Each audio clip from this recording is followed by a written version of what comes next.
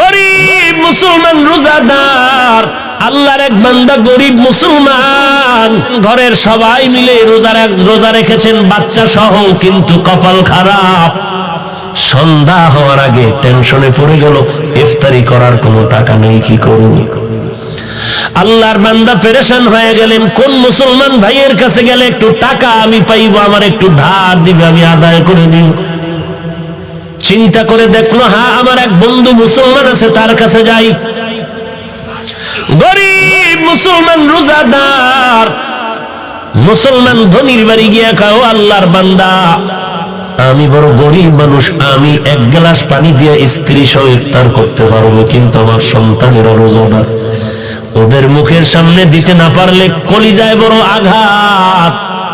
তো কি হয়েছে? বলে আমারে কিছু টাকা যদি আপনি ধার দেন, আমি ইফতারির আয়োজন করব, আমাকে একটু সময় দিলে আমি আপনার টাকা আমার পরে আদায় করে দিব।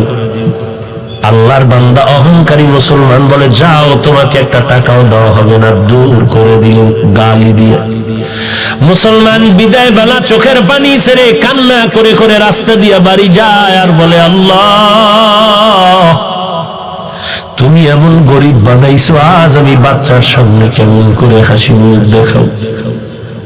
ইফতারি করার কোন আয়োজন নাই, আমি তো এক গ্লাস পানি দিয়ে আমার স্ত্রীর নিয়ে ইফতারি করতে পারবো, কিন্তু বাচ্চাগুলোর কিছু না দিলে তো আমি কষ্ট পাবো।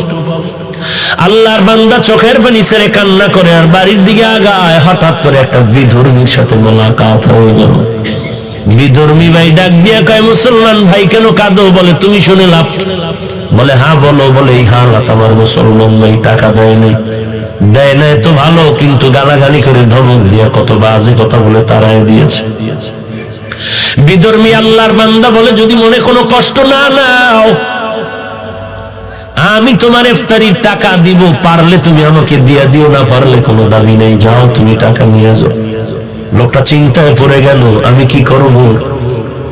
কিন্তু নিরুপায় হইয়া যখন বিধর্মী রিকোয়েস্টে টাকা নিয়ে ইফতারির আয়োজন করলো, সন্ধ্যাবেলা ইফতারির সময় বাচ্চাদের নিয়ে মোনাজাত করলো, হে আল্লাহ আমি কি দোয়া করবো এই বিধর্মীর জন্য? মুসলমান তো টাকা দিল না, বিধর্মীর জন্য আমি কি দোয়া করব? তবে এতটুকু করি, হে আল্লাহ তুমি দয়ার নজরে, আমি তো বেঈমানি করতে পারি না, যে উপকার করলো তার তো শুকর আদায় করতে হবে।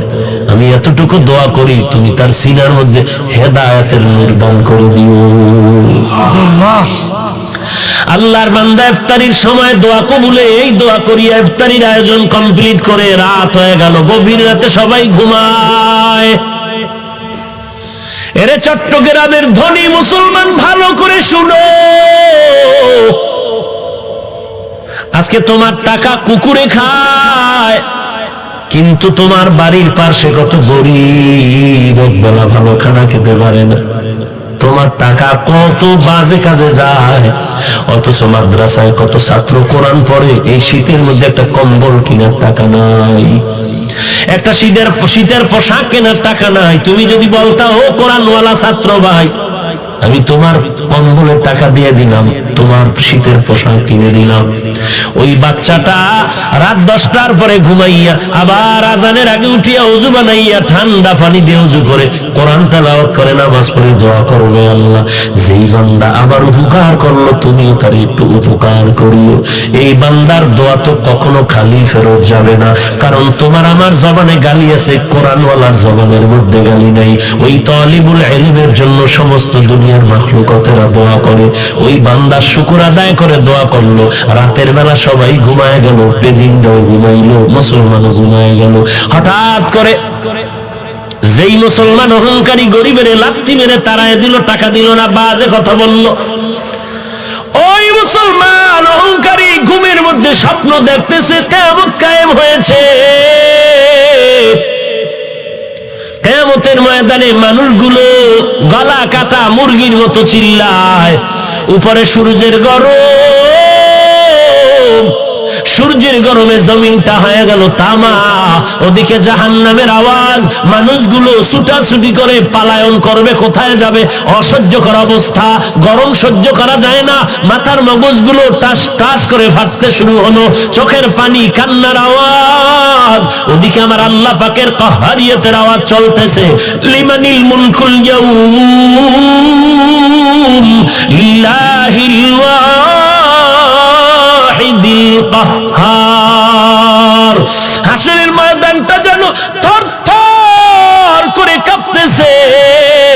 ওই মুসলমান বলে, আমি স্বপ্ন দেখিয়া দৌড়াইতেছি, কই একটু আমি আশ্রয় পাই, সূর্যের গরম সহ্য করতে পারি না। হঠাৎ করে তাকায় দেখলাম হাসরের মাঠের এক কিনারে একটা সুন্দর স্বর্ণের বিল্ডিং দেখা যায়। আমি দৌড়াইয়া চলে গেলাম বিল্ডিং এর মধ্যে একটু আশ্রয় নেওয়ার জন্য। গিয়ে দেখলাম তালা লাগানো, দারোয়ান ফেরেশতা বসে আছে। বললাম, ওরে দারোয়ান, একটু দরজাটা খুলিয়া দে, এই হাসরের কষ্ট সহ্য করতে পারি না। দারোয়ান ডাক দিয়া কয়, এটা তোমার জন্য বানানো হয়নি। বলে, এই তালার চাবি কে পাইবে? বলে, দুনিয়াতে যারা গরিবের সাহায্য করেছে তাদেরকে আল্লাহই চাবি দিবে। মুসলমান অহংকারীটা ঘুম ভেঙ্গে হতাশ হয়ে গেল। দেখলাম কি হলো, কি দৌড়াইয়া গরিব মুসলমানের বাড়িতে হাজির। মুসলমানের গিয়ে কয়, মাফ করে দে, কত টাকা চাও? বলে, এখন আর হবে না, 1 টাকাও চাই না, টাকা লাগবে না। বলে, গতকাল ইফতারির কেমনে আয়োজন হয়েছে? বলে, শুনি কি লাভ হবে? বলে, বলো। বলে, আমার এলাকার পাশে এক বিধর্মী আমার ইফতারির আয়োজনের টাকা দিয়েছে। বলে, টাকাটা তুমি ফিরায় দাও। বলে, আমি পারবো না, সে টাকা নিবে না বলে ও আওয়াজ দিয়েছে। মুসলমান পাগলের মতো দৌড়াইয়া বিধর্মীর বাড়ি চলে গেল অহংকারী। বিধর্মীরে গিয়ে কয়, ভাই, গতকাল তুমি নাকি মুসলমানের ইফতারির টাকা দিয়েছো, নাও তোমার টাকা বাড়ায় যা চাও আমি দিতে রাজি। বলে, কারণটা কি? আমি এখন টাকা নিব না, নেওয়ার জন্য আমি তো উদ্গ্রীব হই না, আমি টাকা নিতেও চাই না, পারলে দিবে, না পারলে নাই। বলে, নাও। বলে, না, এত পাগল হয়েছো, এই পাগলটা যদি কালকে হইতি কপাল খুলতো। এখন বিল্ডিং দেখা পাগল হয়েছো, এখন আর ওই বিল্ডিং তোমার কপালে আর নাই। মুসলমান আরো আশ্চর্য হয়ে গেল। বিল্ডিং দেখলাম আমি, বিধর্মী কেমনি ঘরের মধ্যে খবর পাইল হাসরের মধ্যে? এই বিধর্মী ভাই, কেমন করে খবর পেয়েছ? বিধর্মী ডাক দিয়ে কয়, আর আমারে বিধর্মী কয়া ধাক্কা দিস না রে মুমিন। এই মুমিন ভাই, আমি রাতের বেলা যখন ঘুমায় গেছি, ওই ইফতারির আয়োজন করিয়া আমি দিলটা বড় খুশি হয়ে গেছে। জানি না সে আমার জন্য কি দোয়া করেছে। রাতের ঘুমের ঘরে আমি তাকাইয়া দেখি মদিনার পয়গম্বর হাজির। মায়ার নবী এসে আমার সামনে এসে আমার হাতটা ধরে কয়, আর ঘুমাইয়া থাকিস না, ও জাহান্নামের আগুনে কেমন করে তুই জ্বলবি। আমারে মায়ার নবী হাত ধরিয়া কালিমা পড়াইয়া হাতটা ধরিয়া কয়, দেখ তুই গরিবের কি সাহায্য করেছো, আমার আল্লাহ এত খুশি। তাকায় দেখ, মরণের পর আল্লাহ তোর জন্য একটা সুন্দর বিল্ডিং বানায় রাখছে, বালাখানা। এরে যুবক, অহংকারী করিস না। এলেমের বড়াই, আমলের বড়াই করে কি লাভ? সাহাবায়ে কেরামের মতো তো আমল তুমি আমি করতে পারি না, তাদের মতো এলেম তোমার আমার নাই, তাদের মতো তাকওয়া তোমার আমার নাই, তাদের মতো তাহাজ্জুদ তোমার আমার নাই, তাদের মতো এলেম আমল তোমার আমার নাই, তাদের মতো বড় মুহাদ্দিস জমিনে কেউ হবে না, হয় নাই, তাদের মতো বড় মুফাসসির কেউ নাই, হবেও না, তাদের মতো তাকওয়াওয়ালা কেউ নাই, হবেও না। এরপরে তাকায় দেখো, সাহাবায়ে কেরামের মধ্যে আবার 10 জন সাহাবা জান্নাতের সুসংবাদ পাইলেন। 1 নম্বরে আবু বকর, এরপরে ওমর, ওসমান, আলী রাদিয়াল্লাহু আনহুম আজমাইন। এদের ইতিহাস তাকাও। 10 জন সাহাবা জান্নাতের টিকিট পাওয়ার পর নামাজে দাঁড়ায় সারা রাত কান্নার আওয়াজ। কান্নার একটাই কারণ, কবরে আমার কি উপায় হবে, এই জন্য কান্না। ওসমানের কান্না দেখে সবাই পাগল, কবর দেখলে হাউমাউ করে কান্না করে, কারণ সাদা কাপড়ের মধ্যে মধ্যে যখন তোমাকে আমাকে ঢুকাইয়া দেওয়া হবে, সাদা কাফনের বাসিন্দা যখন হয়ে যাব, কে পীর, কে মুরিদ, কে শিক্ষক, কে ছাত্র, কে ইমাম, কে মুক্তাদি, কোনো ভেদাভেদ নাই। কারণ আমার কপালেও লেখা নাই আমি শিক্ষক। কে আলেম, কে মুহাদ্দিস, কে মুফতি সাহেব, সাদা কাফনের মধ্যে লেখা থাকবে না। জানাজার কোয়ালিটি শেষ করিয়া ওই খাটিয়া কাটি দিয়ে যখন কবরের মধ্যে শুয়াইয়া বিদায় হয়ে যাবে, সবার কাছে দুইজন ফেরেশতা তিনটা প্রশ্ন নিয়ে হাজির হয়ে যাবে। রবের পরিচয় দাও, ধর্মের পরিচয় দাও, রহমাতুল লিল আলামিনের পরিচয় দাও। কাউকে জিজ্ঞাসা করে না করা হবে না তুমি কোন দলে ছিল, তুমি কোন পীরের মুরিদ হয়েছিল বলো, তুমি কোন মাদ্রাসার ছাত্র হয়েছিল বলো, তুমি কোন রঙের টুপি পরেছো বলো। এগুলো কোনো প্রশ্ন করা হবে না। তিনটা প্রশ্ন, রবের পরিচয় দাও, ধর্মের পরিচয় দাও, রহমাতুল লিল আলামিনের পরিচয় দাও। তারাই কবরে গিয়া জবাব দিতে পারবে যারা দুনিয়াতে রবের গোলামির রশিটা গলায় লাগাইছে। এরা কবরে গিয়া বলবে রব্বি আল্লাহ, আমার একমাত্র রব হলেন আমার আল্লাহ। আমি আল্লাহকে বেজার করে কোনো কাজ আমি করি নাই, আমি আল্লাহর রাজির বাইরে কোনো দিন কি দিন আল ইসলাম, আমার ধর্ম একমাত্র ইসলাম, ইসলাম ছাড়া কোন ধর্মের চিন্তাও অন্তরে আনি নাই। এরপরে আমার মায়ার নবীকে দেখায় বলবে চিনো, হ্যাঁ ইনি তো আমার সেই মায়ার নবী, যেই নবীকে দেখার কত কান্না করেছি, দেখার জন্য পারি নাই। আলেম ওলামাদের মহব্বতে নবীর আদর্শের টুপি পরেছি, দাড়িটা লম্বা করেছি, মাদ্রাসায় লেখাপড়া করেছি। কত মানুষ কত বাজে কথা বলেছে, মাদ্রাসায় পড়ে লাভ নাই, টুপি পরে লাভ নাই, এরপরও ফালাই নাই। ওই নবী তো আমার আপন। আল্লাহ অর্ডার করবে আর কষ্ট দিও না, তাড়াতাড়ি কবরে জান্নাতের বিছানাটা বিছায়া দাও। পক্ষান্তরে যারা কবরে গিয়ে জবাব দিতে পারবে না, কারণ রবের গোলামি করে নাই, ইসলাম ধর্ম পালন করে নাই, আর নবীর সুন্নতের খবর নাই, মাথার চুলগুলোর মধ্যে নবীর সুন্নত ছিল মানে নাই। নবীর সুন্নত উম্মতের জন্য বড় নেয়ামত, যেই সুন্নতের আদর্শের মতো পবিত্র আদর্শ জমিনে কারো নাই। আঙ্গুলের নখগুলো কাটার মধ্যে নবীর সুন্নত ছিল মানে নাই, চুল কাটার মধ্যে রাখার মধ্যে নবীর সুন্নত ছিল, উম্মতেরা মানে নাই। বান্দা জুতা পরিধানের মধ্যে নবীর সুন্নত ছিল মানে নাই, মসজিদে ঢুকতে সুন্নত, বের হতে সুন্নত মানে নাই, বাথরুমে ঢুকতে সুন্নত, বের হতে সুন্নত মানে নাই।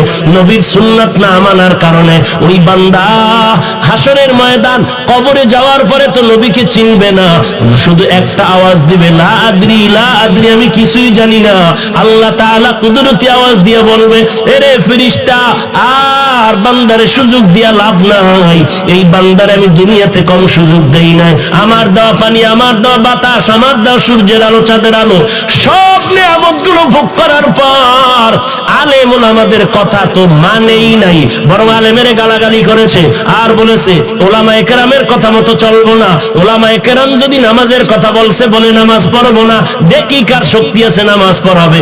আমার ওয়ারাসাতুল আম্বিয়া নবীর ওয়ারিসদের বিরোধিতা করেছে, আমি আল্লাহ এখন আর সুযোগ দিব না। ও ফেরেশতা, তাড়াতাড়ি কবরের মধ্যে জাহান্নামের আগুন বিছানা বিছায়া দাও, জাহান্নামের সাথে একটা রাস্তা বানায়া দাও। আল্লাহ গোসা নিয়ে বলবে রে কবরের মাটি, এই নাফরমানের দুই পার্শ্ব থেকে জোরে জোরে চাপ দাও, চাপের কারণে পাঁজরের হাড়গুলো চুরমার হয়ে যাবে। এরে আল্লাহর বান্দা, বালিশে মাথা লাগাই 1 মিনিট চিন্তা করো, সমস্ত আল্লাহওয়ালারা এত বেশি আমল করিয়াও কান্না বন্ধ করেন নাই, সাহাবায়ে কেরাম কান্না বন্ধ করেন নাই। আমার নবী যার কোনো গুনাহ নাই, সারা রাত নামাজে কান্না করেন আর কাটায় দেন। আজকে তুমি কিভাবে ভাবলা যে কান্না লাগবে না? আল্লাহ বলেন বেশি বেশি কান্না করো, নবী বলেন এক ফোঁটা চোখের পানির দাম কত? 70 বছর পর্যন্ত অন্যায় করেছো, এক ফোঁটা চোখের পানি যদি ফেলতে পারো, তোর জীবনের 70 বছর গুনাহগুলো আল্লাহ মাফ করে দিবে। এরে নবীর উম্মতের দল, ও যুবক, আমি বলি না তুমি নবীর তরিকা মেনে স্কুল ছেড়ে দাও, চাকরি ছেড়ে দাও, না না, স্কুলে থাকো, খবরদার বের হবা না, ওখানে লেখাপড়া করে ডাক্তার, ডক্টর, ইঞ্জিনিয়ার হও, আমাদের দেশের জন্য বড় গৌরব। তবে তাকায় দেখো ডানে বামে তোমার আমার মতো কত বান্দা ডাক্তারি করে, নামাজ বাদ দেয় না। বান্দা তাকায় দেখো স্কুল কলেজে লেখাপড়া করে, নামাজ বাদ দেয় না। তোমার বিবেকরে জিজ্ঞাসা করো, তুমি কেন পারবা না রে বাবা? নবীর সুন্নতের মালাটা গলায় রাখতে পারবা পারবা না কেন? চট্টগ্রাম বিশ্ববিদ্যালয়ের দিকে নজর করে দেখো, এমনও কত ছাত্র আছে মাথায় টুপি আর পাগড়ি, লম্বা দাড়ি, লম্বা জামা পরিয়া ক্লাস করে, আছে না নাই? রিকশার ড্রাইভার ড্রাইভারি করে, আজান হলো মসজিদে গিয়ে নামাজ আদায় করতেছে। এরে আল্লাহর বান্দা, তোমার আমার মতো যুবক কত টাকার মালিক, 1 টাকাও হারাম খায় না, নামাজ বাদ দেয় না, তুমি কেন পারবা না রে বাবা? আল্লাহর কাছে তওবা করো। কয়দিন আর যৌবনের বাহাদুরি করবা? কয়দিন আর? তোমার আমার বয়সের কত যুবক এই করোনা ভাইরাসের মধ্যে কবরে চলে গেল। তোমার আমার বয়সের থেকে কম বয়সের যুবকও কবরে চলে গেল। কয়দিন আর বাহাদুরি করবা? আল্লাহর কোরআনটা কি মিথ্যা মনে করেছো? ওলামায়ে কেরামের কথা কি মিথ্যা মনে করেছো রে বাবা? যদি মিথ্যা হইতো সাহাবায়ে কেরাম জীবনটা দিয়ে কান্না করতেন না, আল্লাহর নবী এত কষ্ট করতেন না, আউলিয়ায়ে কেরাম এত কষ্ট করে জীবনটারে কাটাইতেন না। এখনো সময় আছে, দলাদলি ছেড়ে দাও, একমাত্র আল্লাহ ওয়ালাদের সাথে সম্পর্ক লাগাও। কোন আল্লাহওয়ালা? যাদের বয়ান শুনলে আমল মহব্বত বাড়বে, আমল হবে, যাদের বয়ানে চোখের পানি আসবে, দিলটা নরম হবে।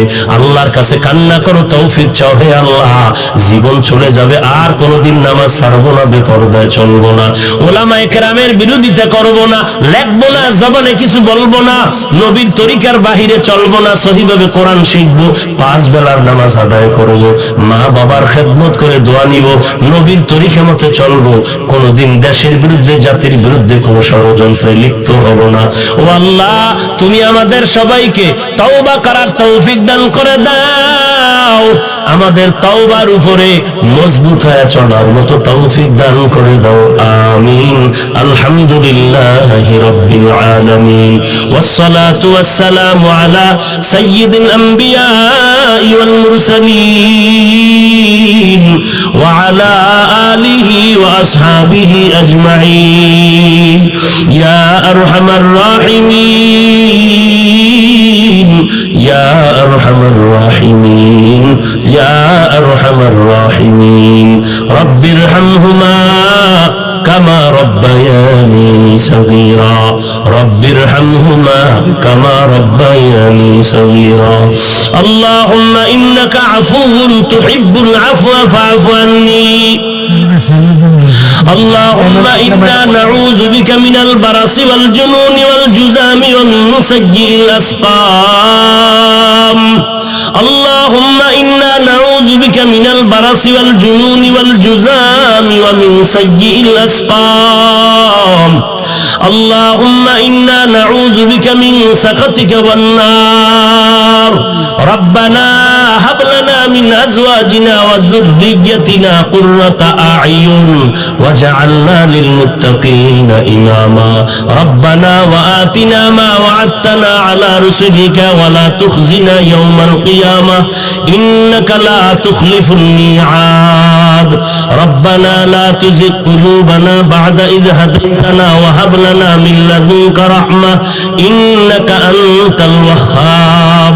ربنا آتنا في الدنيا حسنة وفي الآخرة حسنة وقنا عذاب النار.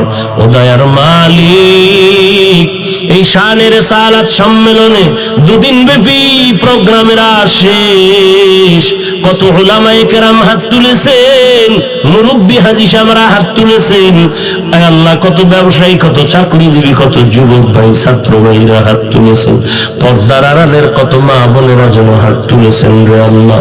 আমরা সবাই এসেছিলাম দুনিয়াতে কত পবিত্র অবস্থায়, শয়তানের ধোঁকায় পড়ে গুনাহ করে জীবনটাকে নষ্ট করে ফেলেছে। আমার গুনার খবর এলাকার মানুষ যদি জানতো, কেউ সম্মানের জায়গায় বসতে দিত না। শয়তানের ধোঁকায় পড়ে গুনাহ করে আজ দেখি আমার হাত দুটো নাপাক, গুনাহের কারণে আমার চোখ নাপাক, আমার জিহ্বা নাপাক, আমার অন্তর নাপাক করে ফেলেছে। আপনার দরওয়াজা ছাড়ি নাই রে আল্লাহ, তওবার নিয়তে হাত তুলেছি, মেহেরবানি আমাদেরকে তওবাওয়ালা জিন্দেগি দান করো।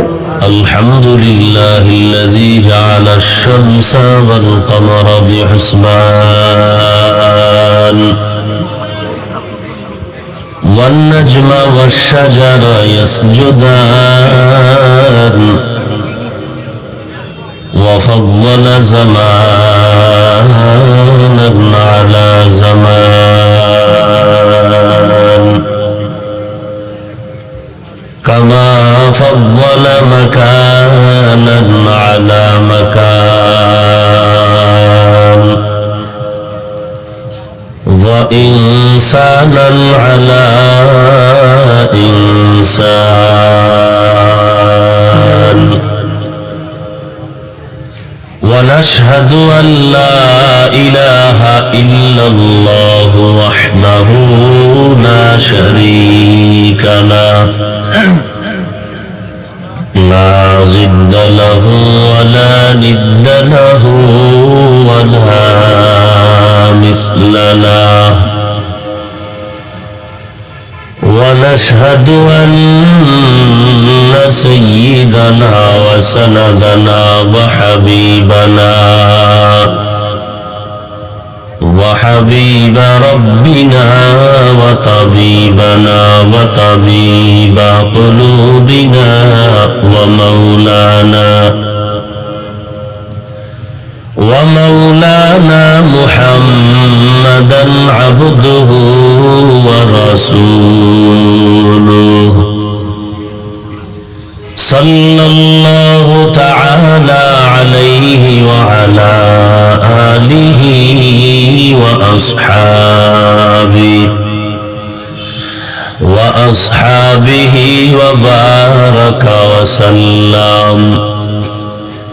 وبارك وسلم تسليما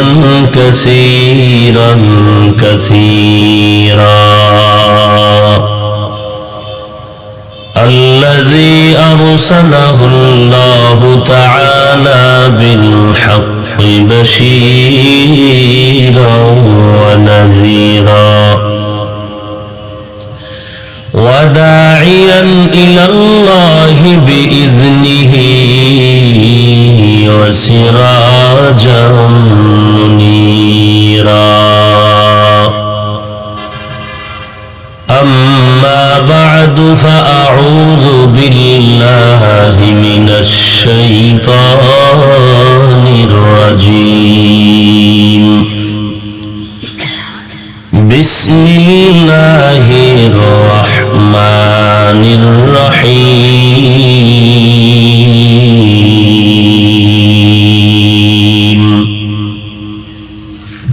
لئن شكرتم لأزيدنكم ولئن كفرتم إن عذابي لشديد وقال النبي صلى الله عليه وآله وسلم من لم يشكر الناس لم يشكر الله أو كما قال النبي عليه الصلاة والسلام صدق الله مولانا العظيم وصدق رسوله النبي الأمي الكريم ونحن على ذلك من الشاهدين والشاكرين والذاكرين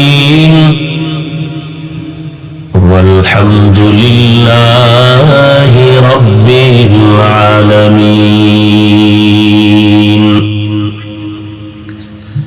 اللهم صل على محمد النبي الأمي وعلى آله وسلم تسليما سبحانك لا علم لنا إلا ما علمتنا إنك أنت العليم الحكيم رب اشرح لي صدري ويسر لي أمري واحلل عقدة من لساني يفقه قولي الحمد لمن قدر خيرا وخبالا الحمد لمن قدر خيرا وخبالا والشكر لمن صور حسنا وجمالا والشكر لمن صور حسنا وجمالا فرد صمد عن صفة الخلق بريء فرد صمد عن صفة الخلق بريء رب أزلي خلق الخلق كمالا رب أزلي خلق الخلق كمالا لا ضد ولا ند ولا حد لمولاه لا ضد ولا ند ولا حد لمولاه الآن كما كان ولم يلق زوالا الآن كما كان ولم يلق زوالا মহতী সম্মেলনে উপস্থিত মুহতারাম সম্মানিত সভাপতি, প্রধান অতিথি, বিশেষ অতিথিবৃন্দ, মুআজ্জাজ ও মুকাররম জাতির মাথার মুকুট ওয়ারাসাতুল আম্বিয়া হযরত উলামায়ে কেরাম, বিভিন্ন এলাকা থেকে আগত আল্লাহ পাকের আশিকিন, জাকিরিন, শাকিরিন, মুহিব্বিন, মুরব্বিয়ান ইজাম, কালিজার টুকরা আমার সমবয়সী যুবক বন্ধুগণ, স্নেহের ছোট ভাই, পর্দার আড়ালে অবস্থানরত শ্রদ্ধেয়া সম্মানিতা মা ও বোনেরা, রব্বুল আলামিনের দরবারে লাখো কোটি শুকর ও সুজুদ যে মহান রব্বুল আলামিন ফিতনার জামানায় কোরআন ও সুন্নাহর ভিত্তিতে সহিহ তরিকায় কিছু কথা বলার জন্য, শুনবার জন্য আমাদেরকে কবুল ও মঞ্জুর করেছেন। নিয়ামতের শুকর আদায়ার্থে পড়ি আলহামদুলিল্লাহ। লক্ষ কোটি দরুদ ও সালাম সৈয়দুল মুরসালিন রহমাতুল লিল আলামিন, শফিউল মুজনিবিন, খাতামুন নবিয়্যিন, সৈয়দুস সাকালাইন, ইমামুল মুরসালিন হযরত মুহাম্মদুর রাসূলুল্লাহ সাল্লাল্লাহু আলাইহি ওয়া আলিহি ওয়াসাল্লামের উপর। সর্বোপরি শুকর যাদের অক্লান্ত পরিশ্রমে আজকের এই সুন্দর আয়োজন, সময়, পরামর্শ, অর্থ দিয়ে দোয়া করে উপস্থিত হয়ে মাইক, লাইট, প্যান্ডেলের ব্যবস্থাপনার মাধ্যমে সহযোগিতার হাত যারা বাড়িয়েছেন, এলাকার যুবক, বৃদ্ধ, ব্যবসায়ী, শ্রমিক, চাকরিজীবী, বিভিন্ন শ্রেণী পেশার মানুষ, জনপ্রতিনিধি, প্রশাসন, উলামায়ে হযরত, আইম্মায়ে মাসাজিদ, আল্লাহ রাব্বুল আলামিন আজকের এই খেদমতের বরকতে প্রত্যেককেই দুনিয়াতে শান্তি, সম্মান, পরকালে চিরমুক্তির ব্যবস্থা করে দিন। দুদিন পর্যন্ত আপনারা দেশের উল্লেখযোগ্য শীর্ষস্থানীয় উলামায়ে হযরতদের পবিত্র জবান মোবারকে কোরআন সুন্নাহ ভিত্তিক দিক নির্দেশনামূলক আলোচনা শুনে আসতেছিলেন। যারা আমাদের মাথার মুকুট, মুরব্বী, যাদের ছায়াতলে আজ আমাদের আশ্রয়ের স্থান, যাদের পদাঙ্ক অনুসরণ করে আমাদের সামনে এগিয়ে যাওয়া, তারা এখানে বয়ান করেছেন। আমি আসছি আপনাদের কাছে দোয়া নেয়ার জন্য। আল্লাহওয়ালা মুরব্বীদের মজলিস এটা একটা পাওয়ার হাউস। মোবাইলে চার্জ চলে গেলে যেমন চার্জ দেওয়ার জন্য পাওয়ার হাউসে বিদ্যুতের সাথে যুক্ত করতে হয়, আমাদের ঈমান আমলের চার্জ দেওয়ার জন্য আল্লাহওয়ালাদের মজলিস আমরা দোয়ার জন্য আসি। বয়ানের মঞ্চ আমার জন্য এটা নয়, সারা দেশে বয়ানের কত জায়গা আছে, এখানে আসার মাত্র এক কারণ, কষ্ট করে হলো দ্বীনের মহব্বতে মুরব্বীদের একটু নেক দোয়ার জন্য। কারণ এই প্রোগ্রামটা নেয়ার ক্ষেত্রে অনেক মুরব্বীদের অনুরোধ, আবেদন।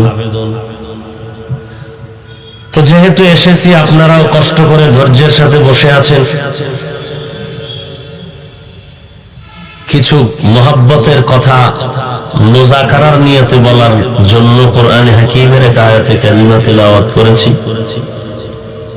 রাসূল আরবী সাল্লাল্লাহু আলাইহি ওয়া আলিহি ওয়াসাল্লামের অসংখ্য অগণিত অমীয় বাণী, পবিত্র হাদিস শরীফের মধ্য থেকে একটি হাদিস পড়েছি।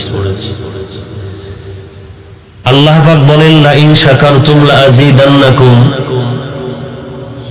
অবশ্যই যারা আল্লাহ পাকের নিয়ামত পেয়ে শুকর আদায় করবেন, আল্লাহ তাদের উপরে নিয়ামতকে বৃদ্ধি করে দিবেন। ওয়ালা ইন কাফারতুম ইন্না আযাবী লাশাদীদ, যারা আল্লাহর নিয়ামত পেয়ে শুকর আদায় করবে না, আল্লাহ পাক রব্বুল আলামিন তাদের থেকে নিয়ামতকে ছিনায় নিবেন এবং পরকাল জিন্দেগীর জন্য তার ভয়ঙ্কর শাস্তি অপেক্ষমান।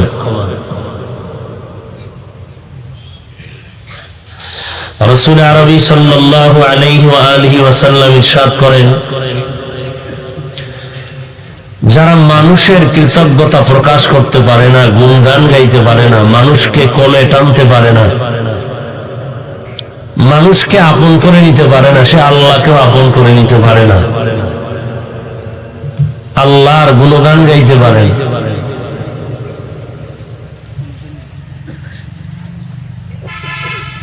মোটামুটি আয়াতের মধ্যে আল্লাহর নিয়ামত সম্পর্কে আমাদেরকে উদ্বুদ্ধ করেছেন শুকর আদায়ের জন্য, সতর্কবাণী করেছেন আল্লাহর নিয়ামত পেয়ে যেন আমরা কেউ অকৃতজ্ঞতা প্রকাশ না করি।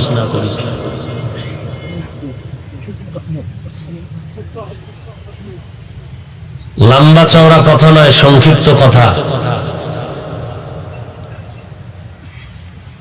আপনারা কষ্ট করে আসছেন সওয়াবের আশায়,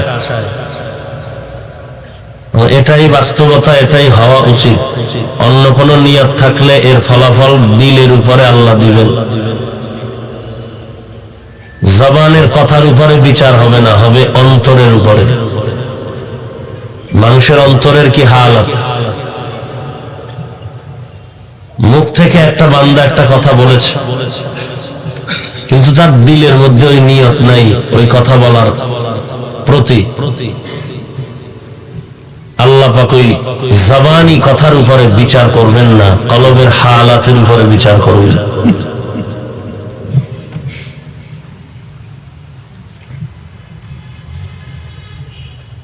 সহিহ মুসলিম শরীফের মধ্যে একটি ঘটনা আছে। আল্লাহ পাক রাসূলকে বলেন, হে রাসূল করিম সাল্লাল্লাহু আলাইহি ওয়া আলিহি ওয়াসাল্লাম, আমি তওবা করনেওয়ালার উপরে এই পরিমাণ খুশি, অমুক ব্যক্তির থেকেও আমি বেশি খুশি যারা তওবা করে গুনাহের থেকে। মানে কার থেকে বেশি খুশি? আল্লাহ নিজে বলতেছেন, একটা লোক একটা উটের পিঠে খাদ্য সামগ্রী রেখে কোথাও যাচ্ছে চেটিয়াল ময়দানে, তা হঠাৎ করে তার উট হারিয়ে গেল। আপনারা এরকম করেন কেন? আসলেন কেন? ভেতরে ঢুকলেন কেন?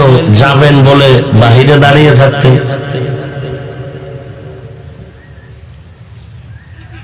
আমি তো এখানে নতুন আসি নাই, আর আমি বয়ান কি করি তাও আপনারা জানেন। এলেম আমল কিছুই নাই, আল্লাহওয়ালা মুরব্বীদের একটু নেক দোয়া, এই পুঁজি নিয়েই চলতেছে। বাস্তব যেটা, আপনারা বিশ্বাস করেন আর না করেন। আমি মুরব্বী মানার 100% পরিপূর্ণতা নিয়ে আমি বিশ্বাস নিয়ে চলি। কারণ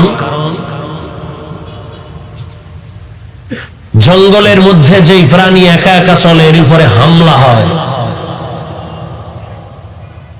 জামাতে পাল নিয়ে যেই প্রাণীগুলো চলে এর উপরে অন্যর হামলা করতে ভয় পায়। মুরগি তার বাচ্চাগুলো যখন ডানার ভেতরে আবৃত করে রাখে তখন নিরাপদে থাকে। দুই একটা বাচ্চা চালাক হয়ে যখন বের হয়ে যায়, এর উপরেই আসমান থেকে, আকাশ থেকে চিল আক্রমণ করে।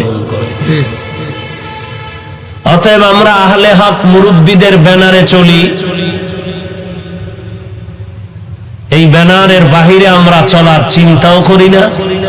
এটাই আমাদের সফলতার মূল চাবি, এটাই আমাদের বয়ানের মূল থিম। যারা মুরব্বী মানে না তারা আহলে বাতিল, এটাই আমাদের আহলে সুন্নাত ওয়াল জামাতের স্লোগান। যারা পীর মানে না, তাবলীগ মানে না, শায়েখ মানে না, আল্লাহওয়ালা মানে না, উলামা আহলে হক মানে না, তারা আহলে বাতিল। এই স্লোগান দিয়ে আমরা মুরব্বীর মাথা হাতে চলি। মুরব্বীরা যদি বলেন এখন চুপ, সাইলেন্ট হয়ে থাকতে হবে, চুপ। কেন প্রশ্ন করা? কোন আদবওয়ালা মানুষের কাম্য নয়। কারণ মুরব্বী তো এমনই, আমরাও আবেগে দৌড়াই না, আমাদের মুরব্বীরাও আবেগে ভিন্ন পথে আমাদেরকে প্রবাহিত করেন না। অতএব আমাদের বিশ্বাসের ঘরে কোনো ঘাটতি নাই। আবার যদি সমস্ত মুরব্বী হাটহাজারী মাদ্রাসার জুনায়েদ বাবুনগরী দামাত বারাকাতুহুম সহ উলামায়ে হযরত, ঢাকার যাত্রাবাড়ি মাদ্রাসার স্বনামধন্য মহাপরিচালক, কওমি মাদ্রাসা শিক্ষা বোর্ডের চেয়ারম্যান, চরমনের হযরত, এরকম যারা আমাদের মুরব্বী আছেন, তারা যদি বলেন আমাদের সকলের সম্মিলিত সিদ্ধান্ত কালকেই ময়দানে ঈমানের আওয়াজ নিয়ে ঝাঁপিয়ে পড়তে হবে, কালকেই, একদিন পর হবে না ইনশাআল্লাহ।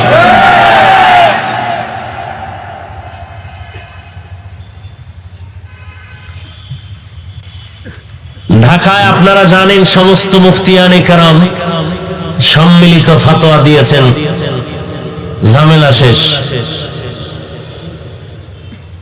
তো মোল্লা আগার ফতোয়া দেহাত, মুফতি পয়দা কেস নিয়ে। আমি মোল্লায় যদি ফতোয়া দিতে, মুফতিরা কি করবেন? যার যেটা কাজ সে সেই কাজ করবেন, এটাই তার শান। মুফাসসির হতে হলে তাফসীর পড়তে হবে, ফতোয়া দিতে হলে ইফতা পড়তে হবে, মুফতি হতে হবে। খতিব সাহেব যেই সম্মানের জায়গায় বসবেন, এখানে মুয়াজ্জিনে যদি আজকের বয়ান আমি করুম, আপনি আজান দেন, এর দ্বারা নাজায়েজ বা হারাম কিছু না হলেও শানের খেলাফ হবে। আমরা এতটুকু নজর রেখে চলার চেষ্টা করি, বাকি আল্লাহ পাকের ইচ্ছা। তো যাই হোক, আল্লাহ রাব্বুল আলামিনের পয়গম্বরকে আল্লাহ বলেন, লোকটা উট নিয়ে যাচ্ছে, উপরে খাদ্য সামগ্রী, উট হারিয়ে গেছে। লোকটা নিরুপায় হয়ে তালাশ করে উট না পেয়ে একটা গাছের ছায়ার নিচে আশ্রয় গ্রহণ করলো। তন্দ্রাচ্ছন্ন হঠাৎ করে দেখে, চোখ খুলে হারানো উট তার সামনে হাজির। সহিহ মুসলিম শরীফের কথা, তাওবার বয়ান। নবীজি বলেন, আল্লাহ বলেন, নবী এই লোকটা উট পাইয়া কি খুশি? বলে সীমাহীন খুশি। বলে কেমন খুশি জানেন? খুশি হইয়া বান্দা আবেগে কি কয়? আল্লাহুম্মা আনতা রাব্বি, আনতা আবদি ওয়া আনা রাব্বুক।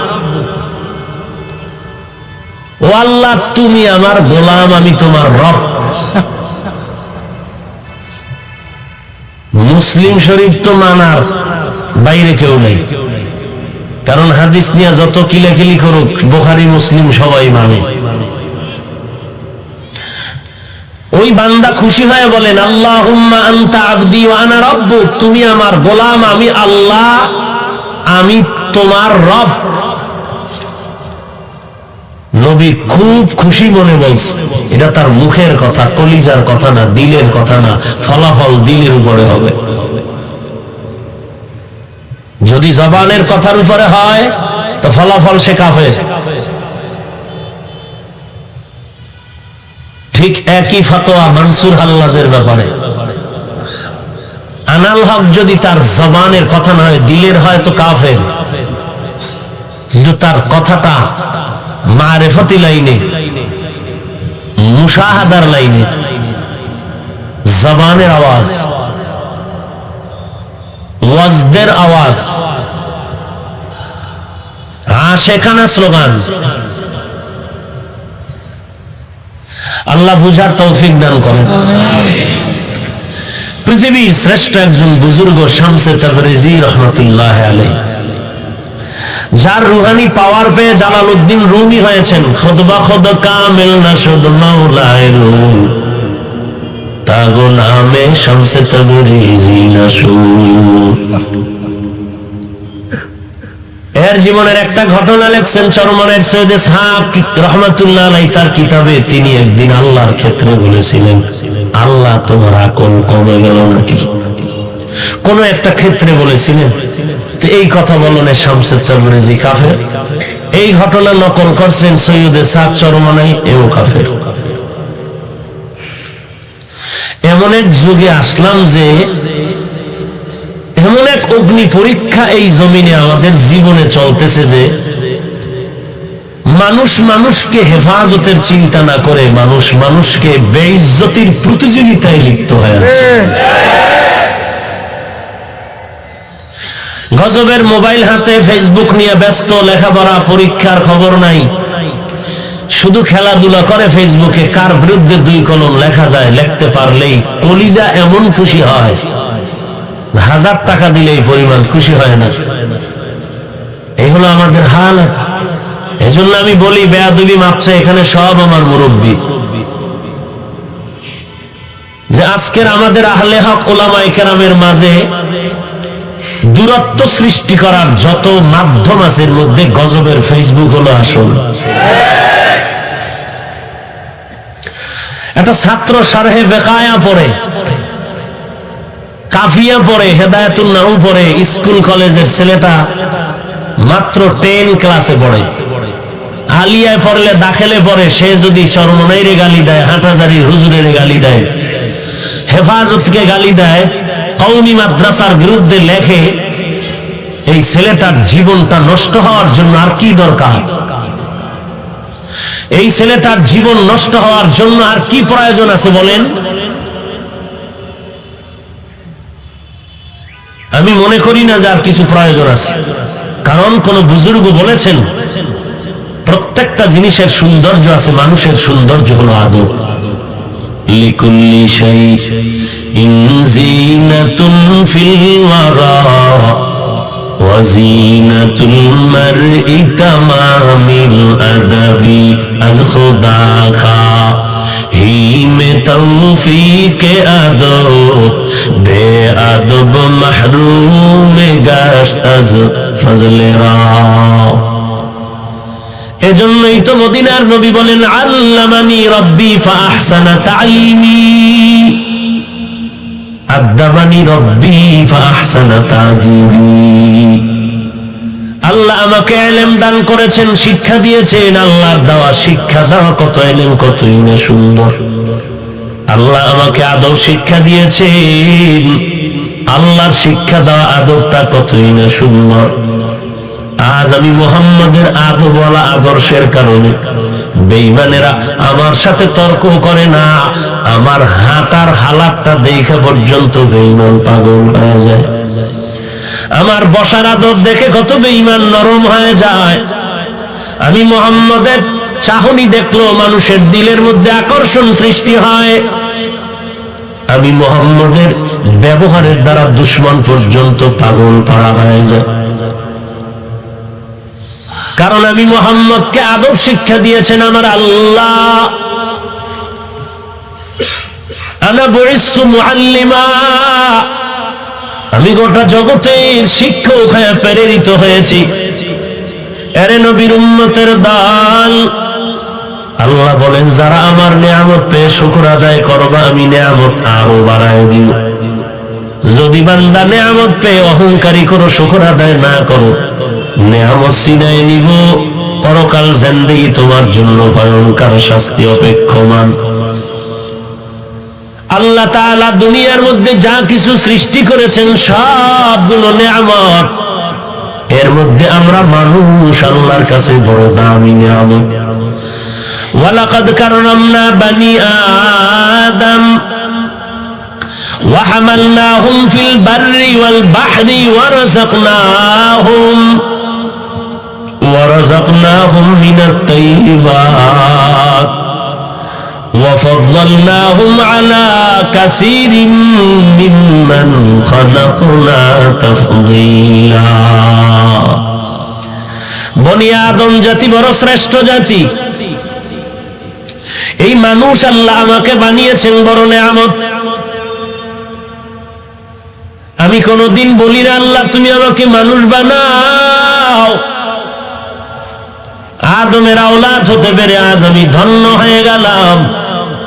আল্লাহ আমাকে মানুষ না বানায় যদি ভিন্ন কোন প্রাণী বানাইতেন কিছু করার ছিল না রে মুমিন। আল্লাহ দয়ার নজরে আমাকে চাওয়া ছাড়াই মানুষ বানানোর পরে আজ তাকায় দেখি কত বেঈমান, কত হিন্দু, কত ইহুদি, কত খ্রিস্টান, কত বৌদ্ধ মুসলমানের ব্যানারে এসে কালেমা পড়ে। আল্লাহকে এত দয়াময়, আমাকে আল্লাহ দয়া করিয়া এই মুসলমানের ঘরে পাঠায় দিলেন। কত বান্দা আফসোস করে আমি আখিরি নবীর উম্মত হতে পারলাম না। আল্লাহ আপনাকে আমাকে আখিরি নবীর উম্মত করে পাঠাইলেন। গোটা জগতের জন্য আমার নবী বলে বড় নিয়ামত। এমন একজন নবী আল্লাহ আমাদেরকে দান করেছেন যে নবীর মতো কোন নবী নাই। যেই নবী আমার আল্লাহ এত মহব্বতের বন্ধু। ঈসা নবী আল্লাহর বন্ধু, মুসা নবী আল্লাহর বন্ধু, ইব্রাহিম নবী আল্লাহর বন্ধু, মুহাম্মদ আল্লাহর বন্ধু। আম্বিয়া কেরাম আমার আল্লাহ পাকের আশিক। আর আমার আল্লাহ বলেন আমি আল্লাহ নিজেই আমি মুহাম্মদের আশিক। আল্লাহ जहाँ तक रबूबियत खुदा का वहाँ तक नबूवत मुस्तफा का।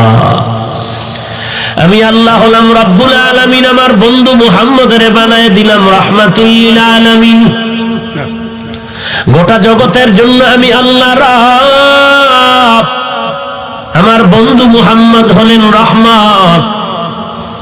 এরে বান্দা আমি আল্লাহ তোমাকে এত পরিমাণ নিয়ামত দান করলাম, ইন তাউদ্দু নি'মাতাল্লাহি লা তুহসুহা। গণনা করে বান্দা তুমি নিয়ামত শেষ করতে পারবা না। আল্লাহ আমাকে মানুষ বানাইছেন, সব আমার আল্লাহর দেওয়া, আমার কিছুই নেই। আসলে আমি চাপার জোরে বলি সব আমার। আমার বাড়ি, আমার গাড়ি, আমার টাকা, আমার পয়সা, আমার কণ্ঠ, আমার বয়ান, আমার ভক্তবৃন্দ, এগুলো কিচ্ছু না, সব আমার আল্লাহর দেওয়া।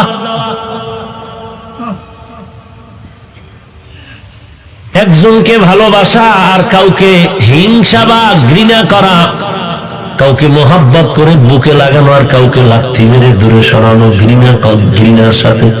এই যে অবস্থাটা, এর সম্পর্ক কি আমার বডির সাথে না কলমের সাথে? একজনের আমি মোহাব্বত করি, তার সম্পর্ক তো কলবের সাথে। একজনকে আমি মোহাব্বত করি না, তাও সম্পর্ক কলবের সাথে। আর এটা তো ভালো করে আপনারা জানেন, কলব আমার আল্লাহ তাআলার কুদরতের হাতে। অতএব এই কলবের মধ্যে কারো প্রতি মায়া মোহাব্বত তৈরি করা, আবার ঘৃণা জমানো আমার আল্লাহর কাজ। আজ এখানে এত মানুষ হাজির হয়েছেন, আমি বান্দার কারণে হয়েছে। মনে করলে আমার কপাল পুড়ে যাবে, শুকর আদায় হবে না, অকৃতজ্ঞ নেমো খারামি হবে। এরে নবীর উম্মতের দল, এখানে মানুষগুলো কেন আসছে? একমাত্র আল্লাহর মোহাব্বত, নবীজির আদর্শের আকর্ষণ। কারণ আমি যদি আপনাদের 5 মিনিট জিকিরে লাগাই চেয়ার নিয়ে আমি একা বাইরে চলে যাই, পর্দার আড়ালে 5 মিনিট পরে আসি, 5 মিনিট পরে এসে আমি কণ্ঠ বাজায় টান দিলাম বয়ানের, 5 মিনিট পরে এসে যখন টান দিব দেখবো ময়দানে মাইকওয়ালা ছাড়া কেউ থাকতে চাইবে না। কি হইল 5 মিনিটের ঝামেলা? কি হইল? ঝামেলা হয়ে গেল। আমার মাথার মধ্যে মদিনার আদর্শের টুপি ছিল, আমি ফালায় ক্যাপ লাগায় দিছি। আমার বডির গলার মধ্যে মদিনার পাগড়ি ছিল, ফালায় দিয়া বেঈমানের টাই লাগাইছি। আমার বডির মধ্যে মদিনার পোশাক আমি ফালায় দিয়া শার্ট প্যান্ট পরেছি। আমি বান্দা আগের মতোই ঠিক আছি, কণ্ঠ ঠিক আছে, টানে খালি বাড়ায় দিলাম। এরপরও কেন মানুষ থাকবে না? কারণ কি? যারা প্যান্ট শার্ট টাইয়ের গোলাম হইয়া জমিনের মধ্যে বাহাদুরি করে তারাও বলবে, বুঝলাম না হাফিজ ভাইয়ের উপরে না জানি কোন গজব শুরু হয়ে গেল। ওরে বাবা, কারণটা কি জানো? একমাত্র কারণ হলো আমার বয়ানও ঠিক আছে, টানও ঠিক আছে, কণ্ঠ ঠিক আছে, এরপরেও কেন মানুষ চলে যাবে, থাকবে না? একমাত্র কারণ হলো এটা আমার ব্যক্তিগত কোনো ক্রেডিট না, এর পেছনে আছে মদিনার নবীর আদর্শের আকর্ষণ। আমি বাহাদুরি করি কেন? আমার কণ্ঠ কত সুন্দর। ওরে কণ্ঠ কি আমার বাবায় দিছে না আল্লাহ দিছে? তো বাহাদুরি কি আছে? আবার হিংসা করি, দূর একটা কণ্ঠ আছে। তা তুমি আল্লাহর দেওয়া নেয়ামতকে তুমি বৃদ্ধাঙ্গুলি দেখাইলা, কণ্ঠকে দিছেন আল্লাহ। তা তুমি দূর করে বললা এটা কণ্ঠ হইল। আর কণ্ঠ ছাড়া আছে কি? আল্লাহ যা দিছে, তুমি আর কি দিতে চাও? কণ্ঠ ছাড়া আছে কি? আল্লাহ দিছে কি? সূরা কাউসার, ইন্না আতাইনাকাল কাউসার, এই সূরার তাফসীরের মধ্যে মুফাসসিরিনে কেরাম লিখেছেন সমস্ত আম্বিয়া কেরামের কণ্ঠ ছিল সুন্দর। এর মধ্যে আবার দাউদ আলাইহিস সালামের কণ্ঠ আরো সুন্দর। আমার মায়ার নবীর কণ্ঠ বড় সুন্দর। আবার শরীয়তের মাসআলার মধ্যে যখন 5 জন আলেম এক জায়গায় জমা হবে, নামাজের সময় হবে, ইমামতি করবে, কে ইমাম হবে? কয় যে বেশি আলেম ইলমওয়ালা তারে দাও, কয় সবাই তো আলেম। কয় তাহলে যার মধ্যে আমল বেশি তারে দাও, কয় সবাই তো আমল করে। যার মধ্যে তাকওয়া বেশি সবাই তারে দাও, কয় তাকওয়া সবার মধ্যে আছে। ফাইনাল ফয়সালা দেয় যার কণ্ঠ বড় সুন্দর, তারে ইমামতির মুসাল্লায় পাঠায় দাও। ওই বান্দা কোরআনের তেলাওয়াত করবে, তিনিও চোখের পানি ঝরবে আর উম্মতের চোখের পানি পড়বে। ওই বান্দা চেহারাটা অনেক সুন্দর, বলে এটা একটা চেহারা হইল নাকি? এই চেহারা দিয়া বড়াই করো কেন? বান্দা তুমি চেহারা তো আল্লাহ দিছে, তুমি কেন হিংসা করো? তুমি বান্দার চেহারারে হিংসা করো না, আমার মাওলার নেয়ামতের বিরুদ্ধে আঙ্গুলি দেখাইছো। কত বান্দা ফকির থেকে ধনী হয়ে কষ্ট করে করে কাজ করে ধনী হলো, বিল্ডিং করলো। আবার এক বান্দা বাবার টাকার পুঁজি খাটাইয়া ফকির হয়ে গেল, টাকা পয়সা শেষ। তো ধনী বানাইছেন আল্লাহ, গরিব বানাইছেন আল্লাহ। তুমি যদি বান্দা হিংসা করো, ধনী হইল কেন? মূলত তুমি পরোক্ষভাবে আমার আল্লাহর নিয়ামতকে অস্বীকার করেছো। কারণ টাকা দেওয়ার মালিক আল্লাহ, ধনী বানানোর মালিক আল্লাহ, ইজ্জত দেওয়ার মালিক আল্লাহ। আল্লাহর নিয়ামতের শুকর আদায় করলা, আজিদান্নাকুম, আমি আরো বাড়ায় দিব। এই জমিনের মধ্যে মানুষের সব থেকে বড় নিয়ামত হলো দ্বীনের হেদায়েত। এই জন্যই তো প্রত্যেক নামাজের প্রত্যেক রাকাতেই তো আমরা পড়ি ইহদিনাস সিরাতাল মুস্তাকিম। আয় আল্লাহ, আমরা জান্নাতে সহজভাবে যেতে চাই, পথ দেখাও। সিরাতাল্লাযীনা আন'আমতা আলাইহিম, যাদেরকে তুমি হেদায়েতের নিয়ামত দিয়া পরিপূর্ণ করে দিয়ে কাছে টেনেছো, তাদের পথ দেখাও। তারা কারা? ওয়ামান ইউতি'ল্লাহা ওয়ার রাসূল ফাউলাইকা মা'আল্লাযীনা আন'আমা আল্লাহু আলাইহিম মিনান নাবিয়্যিনা ওয়াস-সিদ্দীকীন ওয়াশ-শুহাদা'i ওয়াস-সালিহিন ওয়া হাসুনা উলাইকা রাফীকা। নবীগণ, সিদ্দিকগণ, শহীদগণ, সালেহগণ উম্মতের জন্য বড় নিয়ামত। আমি জাহান্নামের পথে চলতেছিলাম, উলামায়ে কেরাম আমারে টান মারিয়া জান্নাতের পথে নিয়ে আসছে। উলামায়ে কেরাম উম্মতের জন্য বড় নিয়ামত।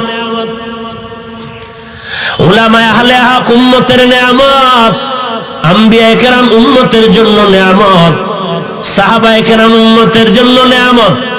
শুহাদায়ে কেরাম উম্মতের জন্য দুনিয়াতেও নেয়ামত, কিয়ামতের দিনও নেয়ামত। কারণ আম্বিয়ায়ে কেরাম সুপারিশ করে উম্মতের জান্নাতে নিবেন। উলামায়ে কেরাম, শুহাদায়ে কেরাম কিয়ামতের ময়দানে কঠিন সময় উম্মতের মুহাব্বতে মায়া করে আল্লাহর অর্ডারে সুপারিশ করে জান্নাতে নিয়ে যাবেন। এই উলামায়ে কেরামের অনুসরণে বান্দা জীবনটা গড়াও। ও যুবক, তোমার জীবনের হায়াতটা বড় নেয়ামত, হায়াতের মধ্যে যৌবন কালটা বড় নেয়ামত। অবহেলায় কাটাইও না রে বাবা। তুমি লেখাপড়া করে বাংলাদেশের ডিসি হও, আসসালামু আলাইকুম কলিজা দিয়া দোয়া করি তোমার জন্য তুমি এসপি হয়ে যাও। স্কুল কলেজে পড়ে তুমি চট্টগ্রামের, ঢাকা, বাংলাদেশের সুনামধন্য একজন ডাক্তার হয়ে যাও, কলিজা ভরে দোয়া করি। কিন্তু বাবা, এই দোয়া নিয়ে তুমি যদি সুনাম সুখ্যাতির সাথে জীবনটা কাটাইতে চাও, আল্লাহর নিয়ামতের শুকর আদায় কর, সময়টারে নষ্ট করিস না রে বাবা। এই দুইটা চোখ দিয়া আমার আল্লাহর নিয়ামত দেখবি আর শুকর আদায় করবি। খবরদার এই চোখগুলো গুনাহের কাজে ব্যয় করবি না রে বাবা। এই জমিনে কত আল্লাহর বান্দা আছে, দুইটা চোখ নাই, পাওয়ার নাই। আল্লাহ যদি তোমারে আমারে চোখ না দিতেন, কেমন করে মোবাইলে নাচ গান দেখতে রে যুবকের দল। আজকে যদি কানের শ্রবণ শক্তি বন্ধ হয়ে যাইতো, কেমন করে মোবাইলের গানের আওয়াজ কানে লাগাইতে রে বাবা। আজকে যদি আল্লাহ হাত একটা না দিতেন আর একটা দিতেন, হাত দুইটা যদি আল্লাহ না করুন বাঁকা হইতো, কেমন করিয়া তুই আলেমের বিরুদ্ধে ফেসবুকে লিখতি?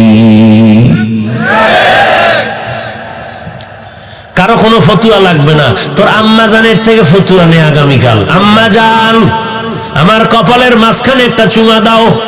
কেন? বলে আমি প্রায় এক সপ্তাহ পর্যন্ত আল্লাহওয়ালা উলামায়ে কেরামের বিরুদ্ধে লিখতেছি ফেসবুকে, চুমা দাও। কারণ এত বড় একটা আকাম করছি, তুমি চুমা না দিলে তো কাজা আদায় হবে না। বলো মা, আমি এমন একটা কাজ করেছি, তুমি তো দোয়া করলে আমার কারো দোয়া লাগবে না, এ জমিনে আমার কারো দোয়ার দরকার নাই। মা, তুমি দোয়া যদি করো আমি সফল। তবে মা শুনো, আমি এই কাজগুলো করেছি, যখন দেখি তাবলীগের বিরোধিতা করিয়াও ময়দানে খেলা মজা পাই না, তখন আমি চরমোনাই ধরলাম, সেখানে এক সপ্তাহ দিয়া লেখা দিয়েও মজা পাইলাম না। এরপরে ঢুকলাম হাটহাজারী, মজা নাই। আবার ঢাকায় ঢুকলাম, দেখি মজা নাই। এইভাবে করে করে দিন রাত চলে যায় আমার। লেখাপড়ার খবর নাই, পরীক্ষার সময় একটু ঠেকায় দায়সারা হয়ে পড়ি, আবার নকল ছাড়া পাস করতে পারি না। আমার জীবনের এখন আপন হয়ে গেল এই মোবাইলের লেখালেখি। আম্মা জান, তুমি বলো কি পরামর্শ দিবা? তুমি যদি বলো ঠিক আছে, আমার আর কেউ ফিরাতে পারবে না, কোন পীর আমাকে ধ্বংস করতে পারবে না, তুমি মা দোয়া করো। আমার দিলের তামান্না, ধারণা, মা যদি আল্লাহ না করুক চূড়ান্ত খারাপও হয়, কোন মা বলবে না তুই মানুষের বদদোয়া নিয়ে জমিনের মধ্যে বেঁচে থাকবি। তোর কাজ না রে বাবা, তুই ডাক্তার হবি, ইঞ্জিনিয়ার হবি, একজন সাংবাদিক হবি, একজন ইঞ্জিনিয়ার, একজন এসপিডিসি মন্ত্রী হবি। জীবনে যা করবি আমি চাই তোর জীবনের উপরে আদর্শের যেন কোনো কালি না থাকে। তুই মানুষের দোয়া নিয়ে থাক, আমি মায়ের, এটাই হলো আশীর্বাদের আওয়াজ। লাভ কি বলেন?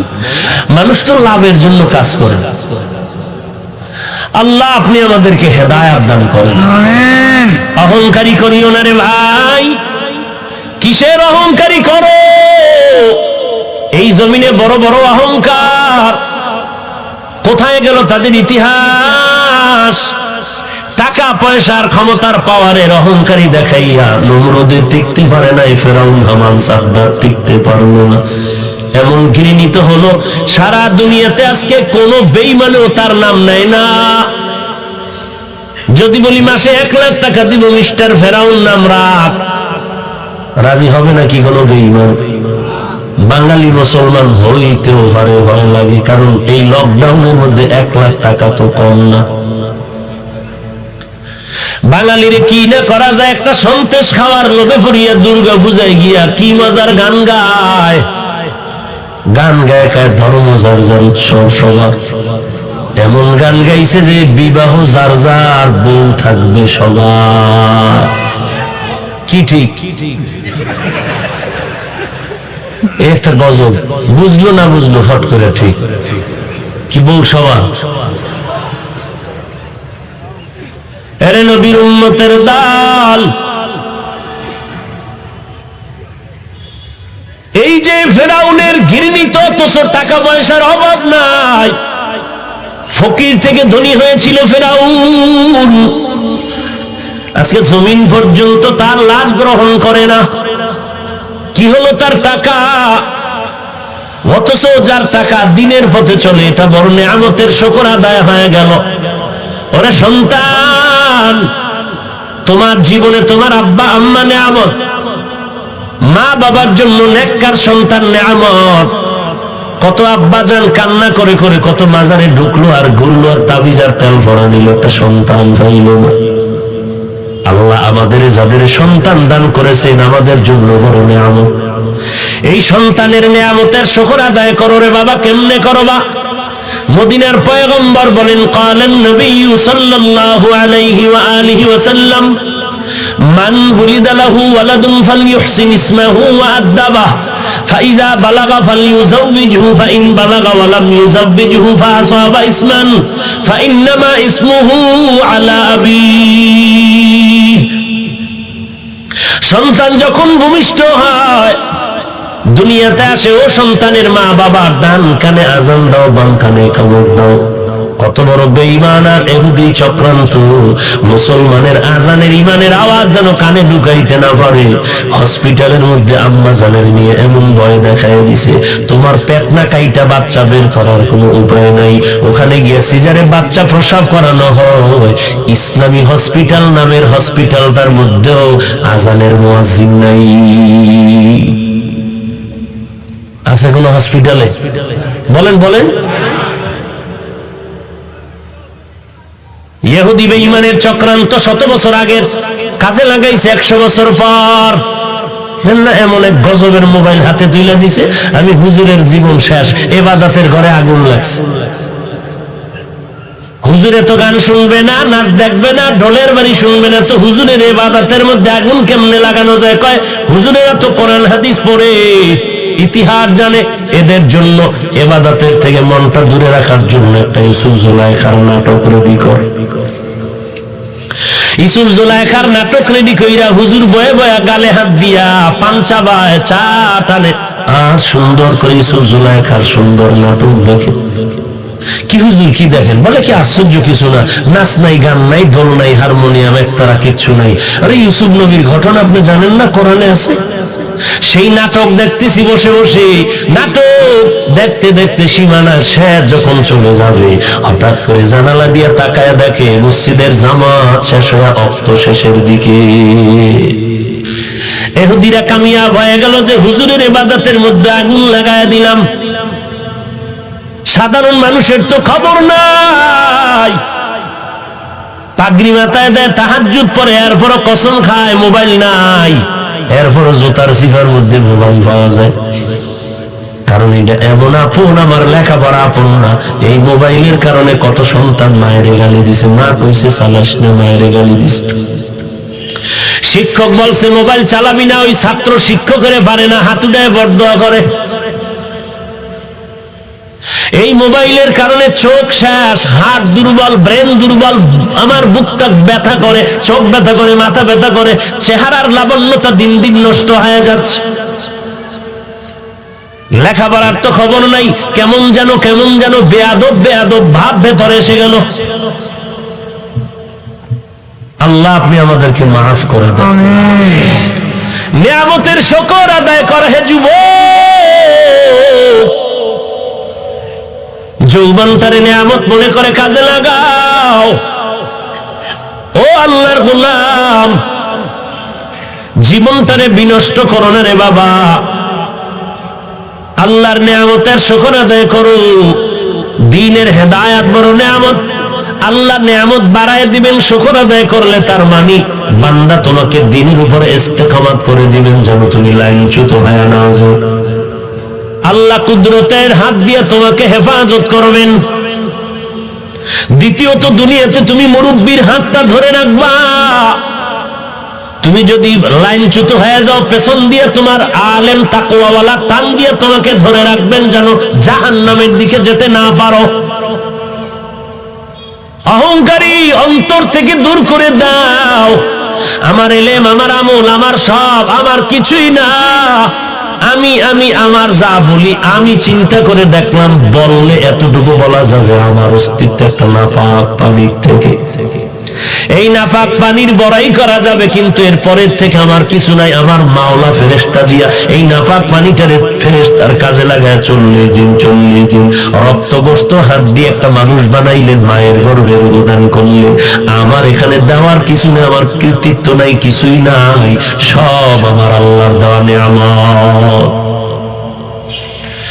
এই নিয়ামত এরে আল্লাহর বান্দা, যারা একটা নেককারিনী স্ত্রী পাইছেন, আপনার কাছে নেককারিনী স্ত্রী বড় নিয়ামত।